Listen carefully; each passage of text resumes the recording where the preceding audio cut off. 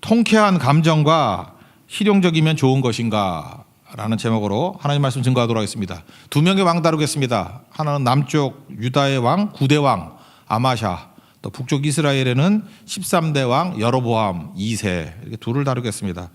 둘 다 되게 애매합니다. 왜 애매하다 그러냐 하면은 좋은 것 같기도 하고 그렇지 않은 것 같기도 하고 형통한 것 같기도 하고 형통하지 않은 것 같기도 하고 진짜 애매합니다. 회색지대에 놓여 있습니다. 우리는 좋은 걸 뭐라고 생각하죠? 내가 원하는 대로 막 하는 거 그걸 좋다 그러잖아요. 돈이 왜 좋아요? 뭐 돈 생기면 하고 싶은 거 다 하잖아. 그러니까 돈 좋아하잖아요. 하고 싶은 거 다 하잖아요. 뭐 가고 싶은 데 다 가고 먹고 싶은 거 다 먹고, 그죠? 하고 싶은 거 다 하고. 그런 게 돈 아닙니까? 그래서 원함대로 다 되는 거, 이게 좋은 거다. 뜻대로 다 되는 거, 이게 좋은 거다. 그럴 수 있잖아요. 그리고 남들 앞에서 이렇게 쭈삣쭈삣하지 않고 통쾌한 거, 그죠? 통쾌하게 뭐 복수를 하거나 통쾌하게 뒤집어 씌우거나 이러면 다 좋은 거라 그러지 않습니까? 우리가 힘이나 돈을 왜 가지려고 그래요? 이렇게 원하는 대로 다 하고 뜻대로 다 하고 통쾌해지려고. 그래서 세상에 힘 구하고 그러는 거 아닙니까? 그런 측면에서 본다 그러면은 둘 다 괜찮은 것 같아요. 근데 실제로 내용으로 들어가면 하나님 앞에서는 또 아니거든요. 그러니까 우리 인생을 한번 여기에 비춰봤으면 좋겠습니다. 내가 원하는 대로 다 된다, 뜻대로 다 된다, 통쾌하다. 그렇다고 반드시 성공한 인생은 아니라는 거예요. 그러니까 하나님 앞에서 인정받는 인생이 진짜라는 것. 그래서 우리 인생도 한번 점검해 봐야 된다고 생각을 합니다. 먼저 그 남쪽에 있는 아마샤 왕에 있어서는 특징이 뭐냐면 감정대로 막 사는 거예요. 이게 말씀대로 사는 것과 부딪힌다 그런 얘기죠. 그래서 감정대로 멋대로 다 하는 게 좋은 게 아니고 말씀대로 가는 게 옳은 것이다. 또한 그 여로보암 2세는 실용성이에요. 실용성. 실용적으로 이익이 있냐 없냐, 이거보다 더 중요한 건 뭐냐? 그러니까 하나님 앞에서 하나님께서 인정하는 형통, 그걸 하나님과 동행하는 것과 목적을 이루는 거거든요. 예, 그런 것들을 점검해 보자는 것입니다. 그래서 우리가 보통 신앙인들 가운데도 축복이라고 생각하는 것이 진짜 축복인가를 한번 점검하는 이런 애매한 믿음, 애매한 형통에 대해서 한번 철저하게 분석을 하고 애매함이 아니라 진짜 형통과 진짜 축복을 누릴 수 있는 우리 하나님의 종 되기를 바랍니다. 먼저 남쪽 유다 왕 9대 왕이거든요. 아마샤. 이름 뜻은 여호와는 강하다 그런 뜻이에요. 아마샤, 여호와는 강하다. 또는 뭐 하나님의 능력 뭐 이런 뜻입니다. 여호와는 강하다. 이 사람 배경은 아시죠? 그 이세벨의 딸이 아달랴인데 아달랴가 지 아들 죽으니까 손자까지 싹 죽여버리고 지가 왕이 됐어요. 여왕 아달랴. 아합과 이세벨의 딸이거든요. 이게 남쪽 유다에 시집 와가지고 지가 왕이 돼버렸어요. 근데 한 명이 살아남았죠. 1살짜리인데 그게 요아스거든요. 이게 아마샤의 아버지예요. 자기 아버지 얘기예요. 우리 알고 있죠? 1살 때 고모와 고모부가 숨겼죠. 숨겨가지고 6년 동안 키웠습니다. 그래서 7살 될 때 고모부인 여호야다의 반정이 일어났습니다. 그래서 아달랴 싹 죽여버리고 이제 왕으로 추대하죠. 그게 8대 왕 요아스입니다. 요아스. 39년 동안 그 여호야다가 있을 39년 동안 40년 동안 왕 노릇했는데 39년 동안의 말씀대로 잘 따랐어요. 근데 약간 눌려 있었던 것 같아요. 근데 여호야다가 130세에 죽거든요. 딱 1년 만에 아람과 군대해 가지고 이겼습니다. 전쟁에서. 근데 1년 만에 우상 숭배 그대로 하고 이러면 안 된다 그래서 여호야다의 아들이 있거든요. 그래서 사촌이죠. 사촌인데 스가랴가 와가지고 하나님 말씀을 예언을 합니다. 그죠? 여호와를 거역하면 안 된다. 그리고 네가 하나님 버리면 하나님 너를 버린다. 그랬더니 바른 말 했다 그래가지고 돌로 쳐 죽여버립니다. 그러니까 배은망당한 거죠. 자기를 살려준 게 여호야다인데 여호야다의 아들을 돌로 쳐 죽여버립니다. 그러다가 나중에 또 아람하고 전쟁을 해요. 전쟁을 하다가 부상을 입었을 때 자체 내에서 반역이 일어나가지고 죽여버립니다. 그러고 난 다음에 그의 아들 9대 왕의 아마샤가 왕으로 세워졌습니다. 나이 25살 때 아버지 54세에 죽고 아버지 죽고 그때 왕이 됩니다. 29년 동안 왕도를 했다. 그러니까 아마샤하고 되게 비슷한 게 누구냐면 우리 조선의 역사를 보면 정조하고 비슷한 것 같아. 정조 아버지가 사도세자잖아요. 사도세자가 어쨌든 뭐 죽잖아요. 뒤지에 뭐 같이 죽나? 서인들이 죽이잖아요. 그게 정설 아닌가? 하여튼 죽이잖아요. 그래서 아버지 죽었는데 그 아버지 죽인 그 정적들과 같이 또 정치를 해야 돼. 그게 아마샤의 모습이었다는 것입니다. 그게 제사장 그룹들이거든요. 그러니까 여호야다의 그 측근들이었겠죠. 그들이 아버지를 죽였는데 배은망덕하다고 근데 그들과 함께 또 정치는 같이 해야 돼요. 그러니까 아마샤도 마음에 아픔과 상처가 있었을 것입니다. 우리도 그럴 수 있죠. 그 철천지 원수 같은 놈인데, 꼴 보기 싫은 놈인데 떨어질 수는 없어. 같이 일을 해야 돼요. 같이 섬겨야 돼요. 우리 가운데 뭐 직장에서도 그렇고 뭐 심지어 가족에서도 가정도 그렇지 않나? 가정 가운데도 이거 진짜 가족이니까 헤어질 수도 없잖아. 그 왼수 같은데 그게 오빠일 수도 있고 그게 동생일 수도 있고 뭐 그럴 수 있죠. 너무 잔인한가? 그게 부부다 그러면 너무 잔인한가? 예, 부부일 수도 있고. 그죠? 이런 거 있다는 거. 이게 아마샤입니다. 아마샤. 그래서 아픔과 상처가 있는데 떠날 수는 없고 날마다 눈에 보이는 거예요. 그래서 이걸 억누르고 그가 했던 일이 뭐냐? 철저하게 예배드리고 말씀 따랐어요. 그게 사는 길입니다. 자기 분노, 감정대로 사는 게 아니라 말씀대로 예배드리면서. 그게 다윗의 길이거든요. 다윗의 길. 다윗이 했던 일이 뭐예요? 예배고. 그 다음에 다윗이 했던 일이 뭐예요? 말씀의 부흥이죠. 그래서 다윗의 길을 그러면 예배드리는 길, 말씀대로 순종하는 길, 그 길로 따랐습니다. 근데 약간 어정쩡한 게 뭐냐 하면은 산당 제사는 또 드리지 않아야 돼. 산당 제사의 특징이 뭐죠? 산당은 편의성. 그러니까 그 여로보암 1세가 했던 일이 뭡니까? 세 가지를 했는데 하나는 예루살렘에 내려가지 말라고 가까운 데서 예배드려. 그래서 단과 베델에 그 산당을 세우죠. 금송아지 우상 만들고. 그래서 편의성. 가까운 데 가 이런 거죠. 참 무서운 게 비대면 예배가 너무 익숙해지면은 여로보암이 죄를 짓는 거하고 똑같다니까. 편하게 예배드리자. 그게 여로보암이 죄예요. 예배를 갖다가 지멋대로 그냥 드리는 거. 또 하나는 뭐죠? 7월 15일이 명절인데 그때가 농번기거든요. 8월 15일로 옮겨라. 지멋대로 옮기고. 그다음에 제사장들 레위인만 제사장 되는 게 아니라 아무나 제사장 해라. 그러니까 다 편의성이죠. 그래서 여로보암 1세의 방법이 뭐냐면 다 편의성이에요. 그죠? 뭐 그런 식으로 이제 가게 됐다라는 것입니다. 근데 다윗의 길은 특징이 뭐예요? 철저하게 예배드리고 철저하게 하나님의 말씀의 길을 걸어가는 거. 그래서 아마샤에 대한 평가가 3절 4절에 나오는데 애매한 평가예요. 정직하게 행했다. 근데 다윗 같지는 않았다. 이유가 뭐냐? 뭐 산당 제사 계속 드렸다. 뭐 요 정도 애매한 평가를 내리고 있습니다. 3절 4절 평가를 한번 읽어봅시다. 시작. 아마샤가 여호와 보시기에 정직히 행하였으나 그의 조상 다윗과는 같지 아니하였으며 그의 아버지 요아스가 행한 대로 다 행하였어도 오직 산당들을 제거하지 아니하였으므로 백성이 여전히 산당에서 제사를 드리며 분향하였더라. 참 애매한 표현이죠. 만약에 이 아마샤가 다윗과 같지는 않았다 그러는데 다윗과 똑같이 했다 그러면 뭐죠? 계속해서 하나님 앞에 철저히 예배드리고 이 편의성 이런 거 다 깨버리고 철저하게 하나님 앞에 헌신하는 예배 드리는 거. 이건 규칙적인 예배라고 그랬죠. 쭉 하는 거. 쭉 하면 어떤 일이 벌어지죠? 기준이 됩니다. 그리고 표준이 돼요. 여러분 모든 사람들이 다 줄을 떠나고 뭐 난장판을 친다 할지라도 여러분들이 예배 쭉 드리면요. 그게 흐름을 만들어요. 그래서 결국은 예배 드리는 사람이 정통이에요. 나중에 다 깨지고 넘어질 거거든요. 거기로 다 모여요. 그게 기준이 되는 거라고, 표준이 되는 거라고. 그리고 말씀 붙들잖아요. 말씀 붙들면 결국은 표준이 되고 기준이 된다고. 그래서 아마샤가 철저하게 이 길로 쭉 갔으면은 그냥 계속했으면 keep going 했으면은 표준이 되고 기준이 될 만했다고요. 근데 약점은 뭐죠? 약간 뭔가 좀 김새는 것 같아. 산당 제사는 그대로 드렸다. 그래서 다윗과 같지는 않았다 정도로 갑니다. 그러니까 항상 이 정도로 가면은 나중에 문제가 생기면은 이게 터져 나오겠죠. 약한 부위가 터져 나오잖아. 그래서 뭔가 지금 불안합니다. 그러다가 힘이 생겼습니다. 힘이 생기니까 어떤 일이 벌어지느냐? 자기 부왕 요아스를 죽였던 사람들을 이제 죽여버릴 수 있는 힘까지 생겼어요. 근데 그때도 연자제 이거 율법에 보면 하지 말라 그랬거든요. 당사자만 죽이지 자녀들 함부로 죽이지 말라. 그랬더니 여기까지도 온전하게 하나님 말씀대로 순종해요. 그러니까 이것도 굉장히 훌륭한 왕이죠.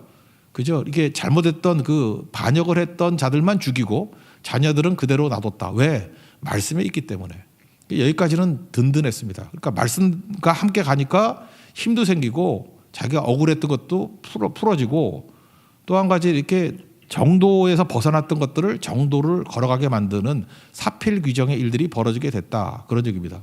그러니까 말씀대로 쭉 가면은 항상 이렇게 회복의 능력이 나타납니다. 승리가 나타나게 돼 있다라는 거예요. 이게 아마샤였다. 여기까지도 괜찮아요. 한번 읽어봅시다. 5절과 6절입니다. 시작. 나라가 그의 손에 굳게 섬에 그의 부왕을 죽인 신복들을 죽였으나 왕을 죽인 자의 자녀들을 죽이지 아니하였으니 이는 모세 율법책에 기록된 대로 함이라.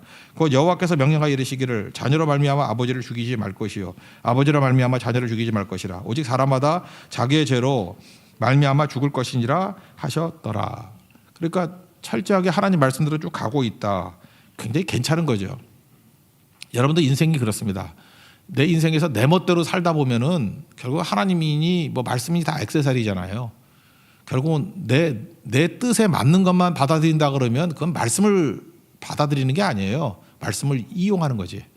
그러니까 내가 중심이면은 결국은 필요한 건 받아들이고 아닌 건 버리고. 요즘같이 그 유튜브 이렇게 듣는 시대는 좋아하는 말씀만 골라 듣잖아. 그러면 그게 말씀이 내 안에 스며드는 게 아니고 내 뜻을 지지하는 말씀만 들을 거 아니에요. 그럼 그게 무슨 말씀이야? 내 뜻을 지지하는 거지. 망하는 거예요. 그거는 망하는 거. 그런데 내가 아무리 강팍하다 할지라도 하나님 말씀이라 그러면 나하고 말씀하고 충돌하면 누가 맞는 거예요? 말씀이 맞는 거죠.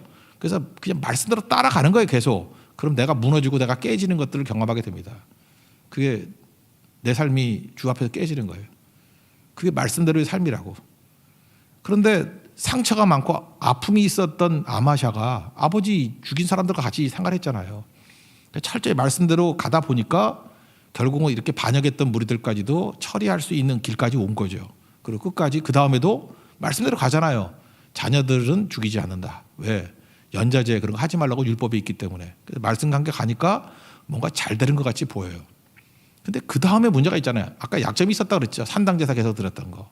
힘이 더 세졌습니다. 힘이 더 세져가지고 그 사해 동쪽에 있는 에돔 족속, 에서의 후손들이죠. 가장 사막에 가까운 민족이에요. 에돔 족속을 멸하러 가게 됩니다. 그래서 갔더니 이제 힘이 세진 거예요. 드디어 정복까지 가능해진 거예요. 그래서 10,000명을 죽여버립니다. 여기 성경은 10,000명이라고 나와 있는데 이 병행구절이 어디에 나오냐면은 역대하 25장에 나오는데 12절에 10,000명은 죽이고요. 또 10,000명을 끌고 와가지고 절벽 같은 데서 이렇게 밀어서 떨어뜨려 죽여. 미친놈 아니에요? 아마샤가 이때부터 미치기 시작한 거예요. 무슨 얘기냐? 이제까지는 자기 분노가 통제가 됐거든요. 하나님 말씀과 함께 가면서. 근데 이게 철저히 깨졌으면 되는데 분노를 이게 억누르고 있었던 거예요. 벼르고 있었던 거라고.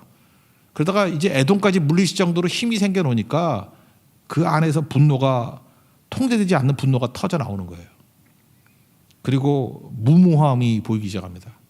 10,000명 죽이고 여기까지 뭐 전쟁이라 칩시다. 근데 멀쩡한 사람 10,000명을 끌고 와서 절벽에서 밀어서 죽여요. 이건 미친 짓이죠. 가끔마다 우리 연산군, 뭐 연산군에서 대표적인 거죠. 이렇게 눌려있던 분노, 힘이 생기고 하니까 이게 폭군 되잖아요. 폭군. 우리 안에도 그런 게 있어요. 여러분 연산군의 가능성이 다 있어. 그래서 힘이 없는 게 나아. 힘이 없고 연약할 때는 하나님 말씀 앞에서 이게 눌려 있다가 빨리 이걸 죽여야 돼요. 내가 산산조각이 나야 된다고. 그러고 난 다음에 하나님 앞에 쓰임 받아야 되는 거지. 그러지 않으면은 힘만 생겨놓으면 나중에 아마샤 같이 돼버린다니까. 잔혹한 자 돼버리고 폭군 된다니까요. 연산군 된다니까. 그래서 철저함이 중요한 거예요. 왜 여러분들 하나님께서 이렇게 낮은 위치에서 고난의 시간을 오래 보내게 만드느냐. 그 연단하는 거예요. 연단. 나를 정화시키는 거예요. 요셉은 분노가 없잖아요. 그게 다 삭히는 거예요. 없어져 버리고 내가 죽고 예수로 살지 않으면 그 문제돼 버립니다. 그래서 힘 없을 때는 숨겨져 있는 거예요. 근데 힘이 생기면 폭발하잖아요. 그 구절을 한번 읽어볼까요? 성경에 나온 것만 읽어봅시다. 7절이거든요. 7절 읽겠습니다. 시작. 아마샤가 소금 골짜기에서 에돔 사람 10,000명을 죽이고 또 전쟁을 하여 셀라를 취하고 이름을 욕되리라 하였더니 오늘까지 그러하니라. 이때까지 죽이고 역대하 25장 12절 제가 읽어드릴게요. 유다 자손이 또 10,000명을 사로잡아가지고 바위 꼭대기에 올라가서 거기서 밀쳐 내려 뜨려서 그들의 온몸이 부서지게 하였더라. 10,000명을 죽였다고 앞절에 나오고 또 10,000명을 끌고 와서 절벽에서 밀어 죽였어요. 이게 뭐예요? 폭군이죠. 그 다음에 감정, 이제 이때부터 감정이 막 나오는 거예요. 말씀대로의 삶에서 이제 감정대로의 삶이 되는 거예요. 여러분이 돈이 없을 때는 말씀대로 살았어요. 막 눌려가지고. 근데 아직 깨지지 않았어. 돈 좀 벌고 난 다음에 확 변화되는 사람이 있죠. 돈 좀 벌고 난 다음에 거만해지고 자기 멋대로 하고 돈 때문에 망하는 거예요. 권력이 없다가도 이런 사람이 권력이 생겨요. 이게 상처 아픔이 있는데 갑자기 권력이 생겨버려. 그러면 뭔 짓 할지 몰라요. 그게 아마샤예요. 아마샤. 억제되어 통제되지 않은 분노가 터져 나오는 거라고.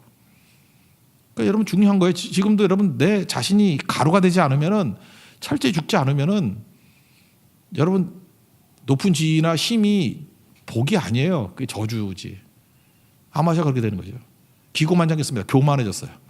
그래서 북쪽 이스라엘 향해서 선전포고를 합니다. 이게 대면한다 그러는데 그냥 만나서 차 마시자 그런 게 아니고요. 한판 뜨자, 맞짱 뜨자 이런 얘기예요. 북쪽도 아버지 이름하고 동명이인이야. 요아스예요. 그랬더니 북쪽 요아스가 뭐라고 얘기해요. 참 표현도 재밌어. 가시나무, 레바논의 가시나무, 그러니까 찌질이라는 뜻이야. 네가 가시나무다. 백향목 제일 좋은 거죠. 그러니까 비유를 들기를, 가시나무가 백향목에 와가지고 내 딸을 달라, 내 아들을 주어서 결혼시킨다. 그랬더니 가시나무가 어디 백향목에 와가지고 결혼 얘기하냐? 그죠? 말도 안 돼. 그래서 들짐승이 와서 밟아주겠다. 그 얘기를 하고 있어. 난 별로 재미도 없어. 그죠? 이런 거 보면은 요아스가 별로 재미없는 남자예요. 하여튼간에 놀리려고 이렇게 얘기한 거라고요. 그리고 뭐라 그래요? 너 교만하다. 그죠? 어디서 잘난 척하고 그러느냐? 집에 가서 비대떡이나 구워 먹어. 그 얘기예요. 읽어봅시다. 9절 10절입니다. 시작. 이스라엘의 왕 요아스가 유다의 왕 아마샤에게 사람을 보내 이르되 레바논 가시나무가 레바논 백향목에게 전가를 보내어 이르기를 내 딸을 내 아들에게 주어 아내로 삼게 하라 하였더니 레바논 들짐승이 지나가다가 그 가시나무를 짓밟았느니라. 내가 에돔을 쳐서 파하였으므로 마음이 교만하였으니 스스로 영광을 삼아 왕궁에나 내 집으로 돌아가라. 어찌하여 화를 야치하여 너와 유다가 함께 망하고자 하느냐 하니. 근데 교만해가지고 뭐 앞뒤 안 가리고 막 싸우는 거예요. 얘기 듣지 않습니다. 그러다가 결국은 전쟁했어요. 쳐들어가서 졌습니다. 또 그 다음에 진고를 끝나게 지가 또 사로잡혀요. 사로잡히고 북쪽 요아스가 내려와가지고 예루살렘 성벽 400규빗이니까 그냥 0.5m로 치면 200m로 헐어버려요. 헐어버리고 보물 탈취해 가버리고 그 다음에 남쪽 유다 백성 중에 상당수를 또 볼모로 끌고 가버리고 그렇게 돼버린다고요. 그러니까 결국은 이 아마샤의 특징이 뭐죠? 초창기에 힘없고 이렇게 하나님 말씀대로 같이 갈 때는 훌륭한 왕이었다고요. 근데 힘이 생기고 나니까 감정대로 사는 거죠. 그러니까 쉽게 얘기하면 이런 거예요. 힘이 있거나 없거나 세상에서 제일 하수가 누구냐? 이제 감정 컨트롤을 못하는 사람이야. 그냥 뭐든지 감정대로 얘기하고 감정대로 행동하고 감정대로 인생을 살면은 그 망할 놈이에요. 망한 놈이에요. 망한 놈. 감정대로. 근데 언제 어느 때 감정대로 살 수 있는 가능성이 크지요? 힘이 생겼을 때 감정을 표출해도 되잖아. 그러니까 감정을 표출해도 될 만큼 되는 조건이 힘이 생기는 조건이니까 이런 사람은 힘이 없을 때 하나님 앞에 훈련을 잘 받아야지. 그러다가 힘과 권력과 돈이 생기면 어떡하려고 그래요? 감정도 살다가 연산군의 길을 간다니까. 아마샤 그래서 망한 거예요. 이러다가 자기 아버지하고 똑같은 일이 벌어졌어요. 또 반역하는 사람들이 일어나서 또 죽어요. 아버지도 반역하는 자에게 죽듯이 또 죽어요. 참 아마샤 제가 볼 때 안타깝죠. 그렇게 아버지한테 반면교사로 배울 게 많았는데. 그래서 여기 메시지는 뭐냐? 말씀 따라 살지 아니하고 감정대로 살면 죽는다. 그러니까 우리가 말씀이 있다 할지라도 어느 순간 감정이 튀어나오고 한다 그러면 이건 하수 중에 하수고 이거는 망하는 거다.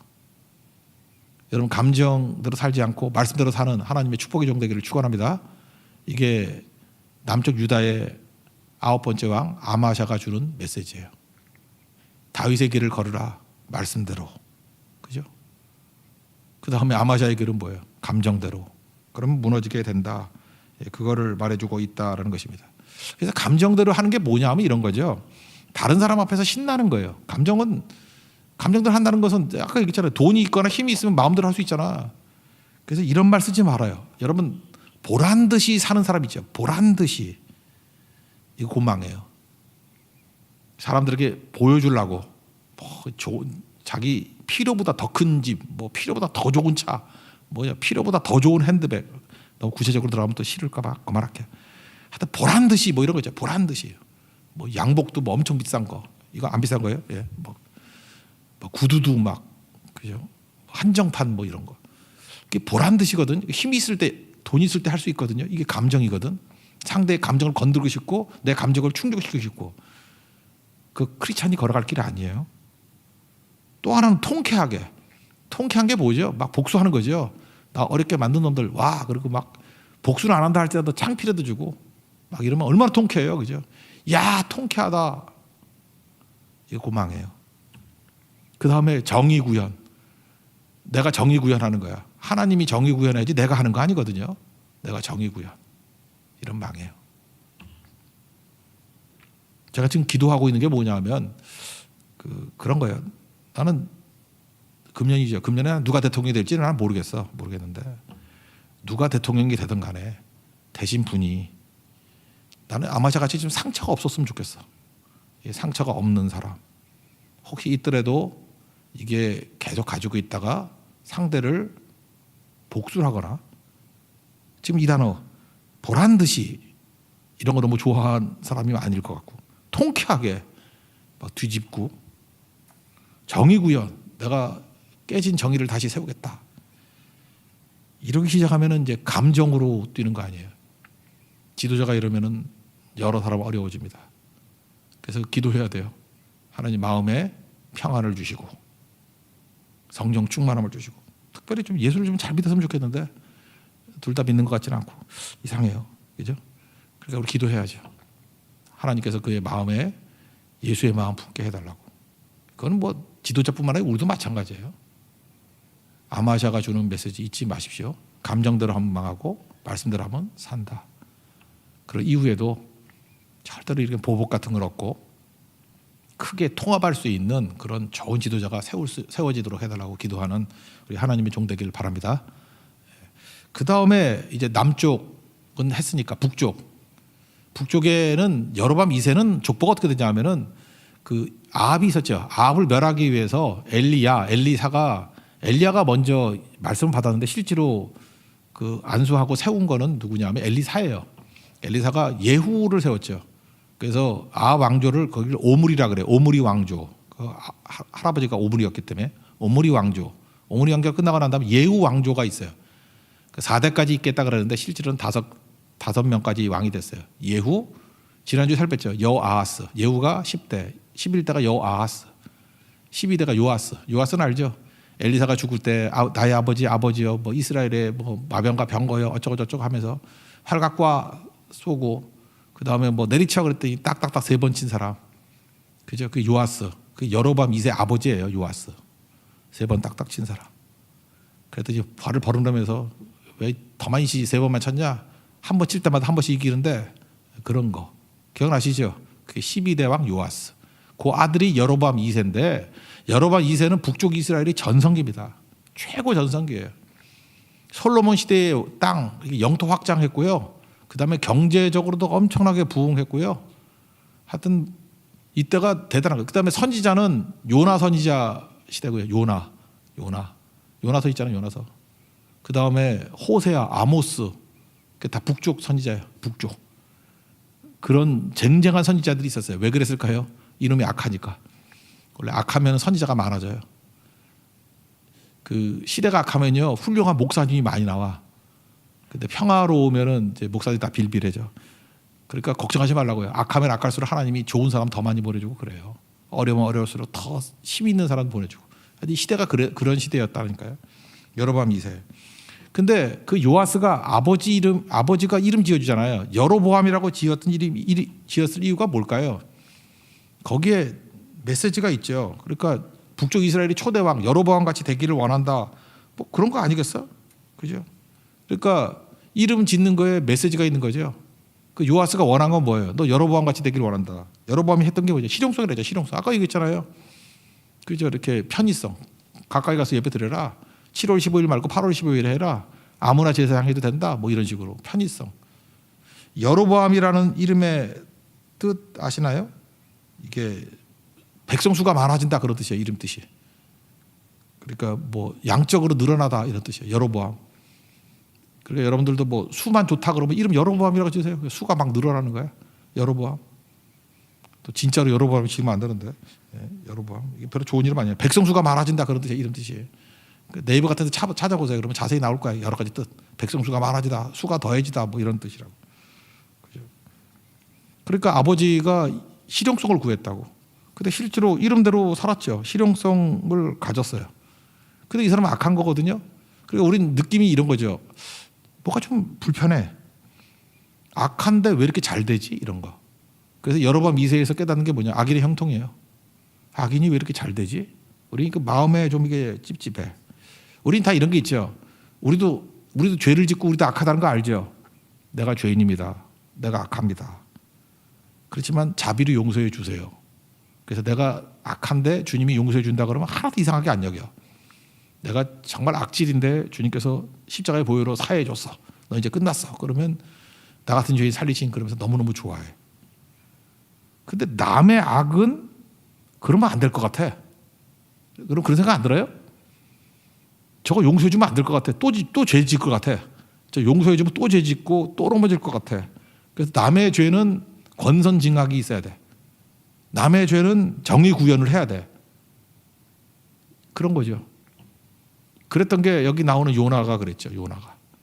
북쪽 이스라엘에 있는 선지자였는데 지 나라 꼴은 모르고 지금 여로보암부터 시작해서 악의 판안이야. 악의 판안이에요. 완전히 판. 근데 하나님 거기를 용서해 주시고 이렇게 번성하게 만들어 주셨잖아요. 그럼 그게 말이 돼? 말이 안 되는데 자기 대적이 북쪽에 아수르거든. 아수르 니느웨에 가가지고 말씀을 증거하라. 그랬더니 그 싫어가지고 다시스로 도망치고. 그리고 하나님 앞에 말하는 게 뭐예요? 하나님 이렇게 악한 나라에 복음을 증거해서 회개하면 용서해 주는 게 말이 돼요?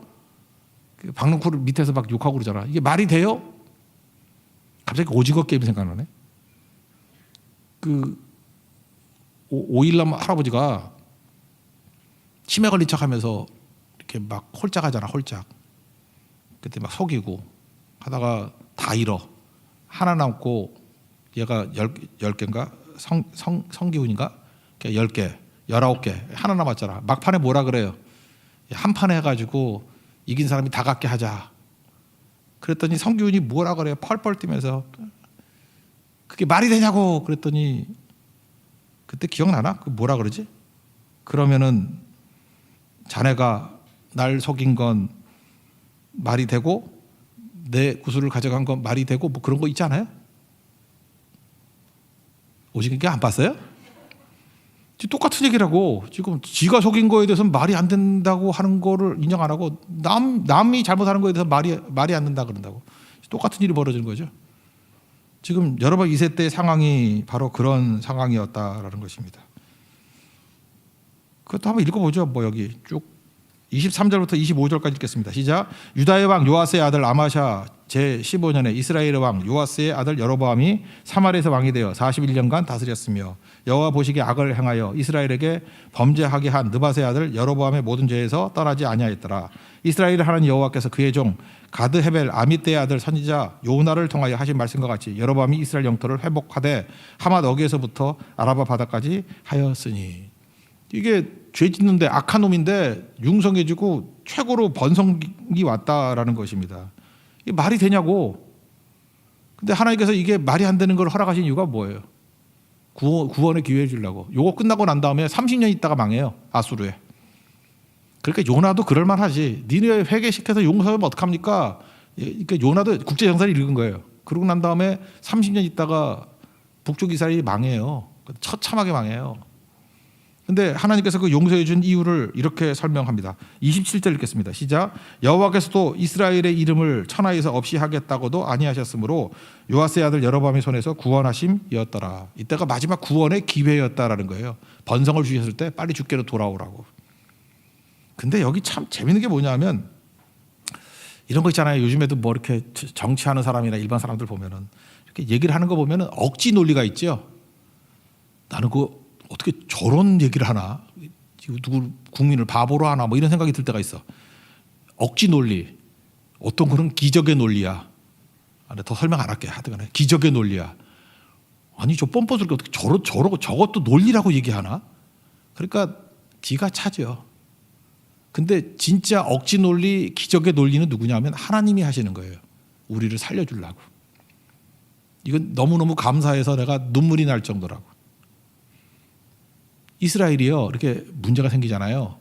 그러면 남쪽 유다 같으면은 다윗의 언약 때문에 용서해 줄게. 너는 죄인이지만 다윗의 언약에 의지해서 용서해 줄게. 주로 그래요. 그러다가 북쪽 이스라엘이 망할 짓 하잖아요. 그러면 거긴 다윗하고는 관계없잖아. 그러니까 하나님이 어디 들출 게 없으니까 뭘 얘기하면 너 아브라함의 언약을 근거로 해서 용서해 줄게. 그래요. 그러니까 막 위로 올라가는 거죠. 아브라함하고 연결되잖아. 아브라함의 언약 때문에 너 용서해 줄게.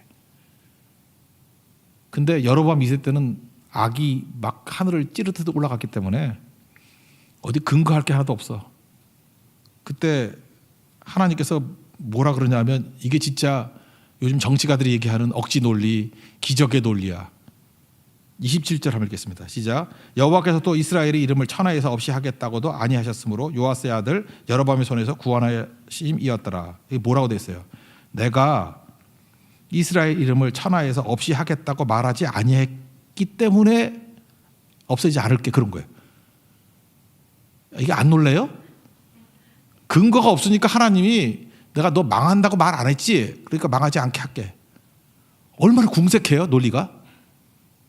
아직 뭔 소리인지 몰라요? 그러니까 이거 일반 사회에서 이렇게 얘기하면은 이게 무슨 말 같은 소리냐, 기적의 논리네, 막 이럴 건데 하나님이 그렇게 없는 논리도 만들어가지고 내가 너 망한다 그러진 않았지. 그거를 근거로 해서 말도 안 했지만 그렇다고 내가 망한다고도 말 안 했잖아. 뭐 이렇게 하는 거, 그죠? 그걸 통해서 기회를 주시는 거예요. 그럼 빨리빨리 돌아와야죠. 근데 이걸 안 돌아오니까 문제죠. 우리는요, 예수를 믿으니까 난 이게 너무너무 좋더라고. 여로보암 2세 때 하나님이 이스라엘 이름을 천하에서 없이 하겠다고 안 했다라는 그런 궁색한 논리 갖고도 건져주셨어요. 기회를 주셨어. 근데 우리에게는 확실한 근거가 있잖아요. 요한복음 1장 12절. 영접하는 자, 그 이름 믿는 자에게는 하나님 자녀가 되는 권세를 주셨으니. 믿습니까? 우리 믿잖아요. 영접하잖아요. 이거 확실하잖아요. 이건 뭐 흔들릴 수 없잖아요. 우리 구원 받습니다. 왜요? 내가 근거가 아니에요. 예수님 때문에. 요한복음 3장 16절에 뭐라고 나와 있어요? 하나님 세상을 이처럼 사랑하사 독생자를 주셨으니. 하나님이 다 하신 일이잖아요. 사랑했다, 주셨다. 예수님이 죽으셨다. 그를 믿는 자, 우리 믿잖아요. 멸망치 않고. 우리 절대 멸망 안 해요. 영생을 얻게 하려 하심이라. 믿습니까? 이게 근거예요, 근거. 그래서 하나님은요, 이 확실한 근거 갖고 나오기를 원하신다고요. 말씀 붙들고 나오기를 원하신다. 그럼 반드시 우리를 건져주시고 용서해 주신다고. 다시 얘기하면 이제 근거를 아시겠죠? 여로보암 2세는 실용성을 추구했어요. 그냥 나라 부강하고 잘 되는 일이라고는 다 선택했어요. 그러니까 겉으로 볼 때 형통해 보여요. 근데 이게 형통이냐는 거죠. 여로보암 2세의 형통이 아니라는 걸 알 수 있죠. 창세기 39장을 봅시다. 요셉 이야기. 노예로 팔려갔어요. 감옥에 들어갔어요. 창세기 39장 2절에 보니까 보디발의 집에 노예로 팔려갔어요. 3절에 이렇게 돼 있어요. 여호와께서 그와 함께 하심을 보며 또 여호와께서 그의 범사에 형통해 하심을 보았더라. 형통이 뭐예요? 하나님이 함께 하는 게 형통이에요. 형통이 뭐예요? 목적을 이루는 게 형통이에요. 그러니까 겉으로만 잘 되는 게 형통이 아니고, 그러니까 여로보암 2세가 형통한 게 이게 악인의 형통이라고 말할 수 있는 게 아니라고. 진짜 형통이 뭐예요? 하나님이 함께 하시는 게 형통, 동행이 형통이고 목적 이루는 게 형통이에요. 목적이 뭐예요? 그 뒷부분에 나오잖아. 이스라엘 백성들을 구원하기 위해서 먼저 보내셨다고. 그죠? 선발대로 먼저 보내셨다고. 그러니까 목적을 이룰 수 있다 그러면 지금 상황이 안 좋더라도 형통한 거라고, 형통. 구원을 이룬다 그러면 형통한 거라고요. 그걸 잊지 말아야죠. 여러분 이거 점검해야 돼요. 내가 아까도 얘기했잖아요. 이렇게 통쾌하게 내 뜻대로 막 복수도 할 수 있고 내 멋대로 할 수 있고 그게 형통이 아니고 내가 지금 하나님과 함께 있느냐, 그게 형통이에요. 믿습니까? 그거예요, 그거. 주님과 함께 있으니까 내 영혼이 평안한 거예요. 시편 106편 17, 14절, 15절 보니까 광야에서 욕심을 크게 내며 사막에서 하나님 시험했다 그런 얘기가 나오면서 그 다음에 하나님께서 뭐라 그러냐 15절에 그들이 요구한 것을 그들에게 주셨을지라도, 우리가 막 뭘 요구하잖아요. 그럼 하나님이 주셔요. 그러나 그들의 영혼은 쇠약하게 하셔도다. 옛날에 우리가 파리하게 하셔도다. 그러니까 하나님 말씀 떠나가지고 그냥 내가 원하고 막 지지고 먹고 하면은 주긴 줘요. 근데 이게 뭐예요? 영혼이 쇠약해진대요. 진짜 중요한 건 뭡니까? 내가 원하는 거 얻는 게 아니고 내 옆에 주님이 계셔야 되는 거예요. 그게 형통이에요. 이게 뭐 예를 들게 참 뭐해서 그런데, 예를 들어서 우리가 뭐 등산을 가요. 우리 네팔 같은데 안나푸르나로 올라갔어요. 산꼭대기까지. 근데 여기 있는 형제하고 나하고 같이 올라갔어. 내 사랑하는 형제 동렬이 같이 올라갔어. 근데 내가 힘차게 올라갔어요. 올라갔더니 내가 드디어 이 안나푸르나 정상에 왔구나. 진짜 왔다고 해요. 그냥 왔다고. 근데 보니까 동렬이가 안 보여. 그러면 그 아름다운 전경, 아름다운 모습을 즐길 수 있어요? 없죠. 더 중요한 건 뭐예요? 사랑하는 사람이 옆에 있어야 되는 거죠. 안 그런가? 동렬이라 그러니까 너무 진하지 않은가 보죠? 저는 진하게 오는데. 아니, 사랑하는 사람이 옆에 있어야지 되는 거지. 없는데 뭘 즐길 게 있겠어. 우리가 그래요. 정상이면 다 된대. 근데 옆에 하나님이 없는데 그래도 괜찮대. 그게 뭐예요? 원하는 거 다 얻었을지라도 영혼을 파리하게 하셨다. 그거 똑같은 것이. 여러분이 돈 벌었어요. 출세했어요. 다 잘 됐어요. 근데 그 옆에 하나님 계셔요? 없으면 여러분 망할 존재예요. 여로보암 2세라고. 형통이 뭔데요? 함께 하심인데. 요새를 보세요. 어디 있든지 하나님 함께 하시잖아. 종일에도 함께 하시잖아요. 감옥에도 함께 하시잖아요. 총리 때도 함께 하시잖아요. 그 형통이에요. 그걸 목적을 이루잖아요.